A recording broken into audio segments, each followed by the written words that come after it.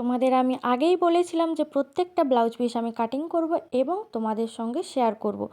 তাই দেখো আজকে এই ব্লাউজ পিসটা নিয়ে বসেছি। আর কালারটা খুব সুন্দর ছিল। আর আমাকে একটা ফটো দেওয়া হয়েছিল ওই রকম করার জন্য। আর ফটোতে পুরো পুরো ব্যাগটা পুরো একই রকমের কাপড়ে তৈরি হয়েছিল, কিন্তু আমি চেয়েছিলাম যে পেছনের নিচে যে বর্ডারটা থাকবে ওইটা যেন ওই পাড়ের যে বর্ডারটা থাকে না ওইটা দিয়ে হয়। তাই আমি এখানে দুটোকে কেটে দিয়েছিলাম, হাফ হাফ করে দিয়েছিলাম, তার জন্য পাড়টা ছোট হয়ে গেছে, কিন্তু দেখতে ভালো লাগছিল। আর হাতা ছিল এই রকম, হাতাতে এগুলা যাবে আর পিঠে যাবে পুডলি। আর এই পুডলি যারা করে না তারাই জানে পুডলি করা কত কষ্টের।